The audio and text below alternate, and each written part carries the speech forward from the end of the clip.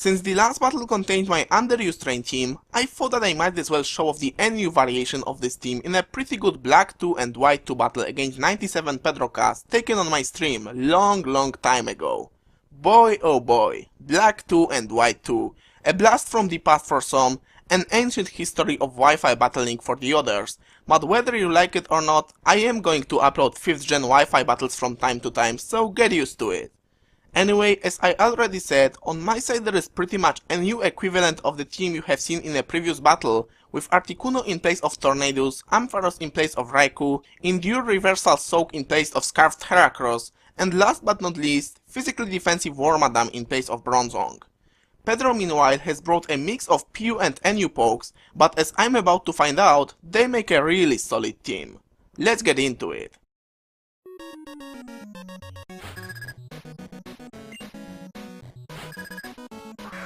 I lead off with Articuno, because with a Sanchuro on his team, I doubt that Seismitoad is gonna be his Stealth Rock lead, and I can do a lot of damage to just about everything else, especially that he is not expecting me to be Scarfed.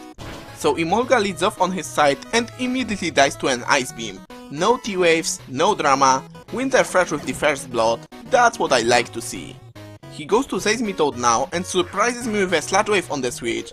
I'm pretty sure that it's the first time I've seen it on a Seismitoad, but then again, it's not like I've seen that many Seismitoads, and it certainly did a trick right there, taking 2/3 of my health. But seeing a Scarfed Articuno on the turn 1, he realizes that he can't rely on Smogon sets facing my pokes, so he plays it safe and switches right to Bellossom. Get used to this side by the way, because you are going to see it a few more times this battle. I set up a Rain Dance before he puts me to sleep, but the last time I tried burning sleep turns against what turned out to be a Swords Dance Bellossom, it didn't end well, let me tell you that much. So in case it turns out to be the same set, and to make the best out of my Rain, I switch right back to Articuno. So normally this would be a part where Articuno does some nice early damage with modest Hurricanes, but he decides to abuse my Rain as well, switches back to Seismitoad on the same turn, outspeeds me with a Swift Swim and blasts with Stab Rain boosted Hydro Pump. Winter Fresh, however, thanks to great natural special defense, leaves it with 23 and answers with Hurricane, which also brings him down to the red. Unfortunately, nothing on my team is able to take both Sludge Wave and powerful Hydro Pump.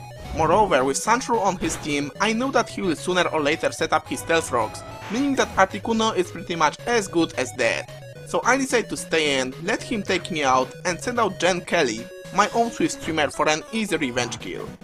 By the way he has brought Bellossom in after seeing my Ice Beam, I can tell that he's more than likely specially defensive, and with Articuno down so early in the game, the task of killing it all of a sudden became significantly harder, and pretty much most of the length of this battle is me trying to find my way around this thing. First of all, I want my Stealth Rocks up, just to do a bit of damage every time this thing comes in, so for that I switch to Wormadam, predicting his Giga Drain, but unaware of choice specs on my Golduck, he is feeling safe to go for a Leech Seed. On top of that, his last move turns out to be HP Fire, so before I know it, I have one wall asleep at half health, the other wall and one of Rain Sweepers dead. This isn't looking too good right now, but if only I would manage to set up the Rain and get the safe switch to Golduck, it could turn around in a matter of 2-3 turns.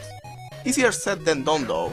I quickly find out that if anyone is going to be setting up Rain Dance, it's gonna be Ampharos, because it doesn't look like he's going to let me burn the sleep turns with a Haunter as a nice check to my Ludicolo. Because my Ampharos has a fairly bit of investment in special defense, I know that I can take a Sludge Bomb from him with relative ease, but then, instead of setting up the Rain right away, I decide to go for a Thunder Wave in case he predicts that and goes to Zangoose to prevent me from switching to my Golduck, but he plays it safe and once again switches to Bellossom. I then realize that my hidden power is Grass and not Ice as I thought, meaning that this Bellossom is that much more of a problem to my team. So we repeat the same pattern. I go to Ludicolo to take any hit from him, but because I'm asleep, I'm in no way able to prevent him from bringing his Haunter, and I would have to repeat this process 6 more times for him to die to Stealth Rocks. So instead, I decide to put everything on one card, sacrifice Ludicolo, go back to Ampharos and set up the 8 turn long Rain.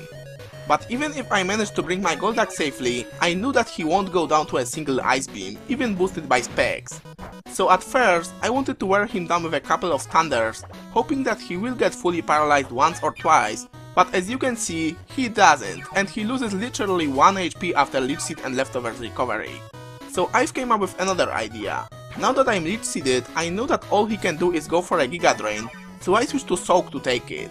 Then, knowing that he will switch to Sandshrew to sponge a close combat, I double switch to Golduck and finally end up with that matchup I was trying to get for the past 10 turns. He switches back to Bellossom, but that one free turn is all I needed, and another Ice Beam is easily enough to finally break through this thing.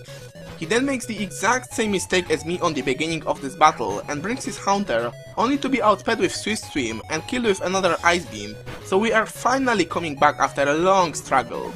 In comes Zangoose, and I just go for another Ice Beam for a very good amount of damage before his Toxic Boost kicks in, because at half of its power, Facade only does around half, meaning that even with Toxic Boost, Quick Attack is not going to take me out. Unfortunately, the length of the rain is one turn short of giving me a clean sweep, and now that he again outspeeds me, my only way around this thing lies in toxic damage.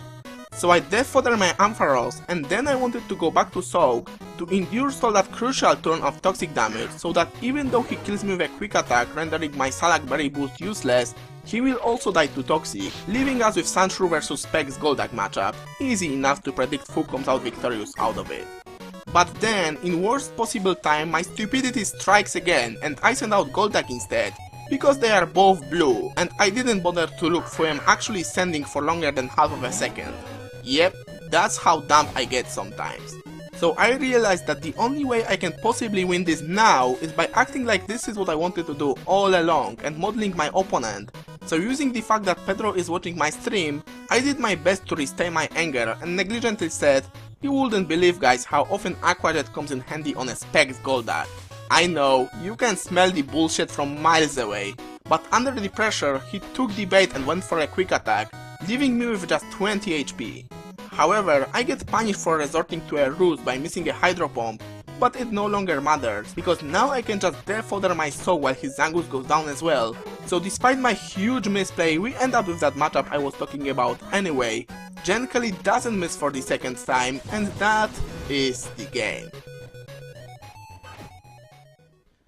Good game, Pedro. Me forgetting about Seismitoad Swift Swim gave you an upper hand right from the start, but then you made the exact same mistake facing my Golduck, lost your focus and let me throw you off the scent. Lesson learned, never trust in what I'm saying while battling me. Still, we both enjoyed it and now we both uploaded it on our channels, so if you haven't seen Pedro's side of this battle, click the link in the description to watch it. That's it for now. As always, I see all of you next time.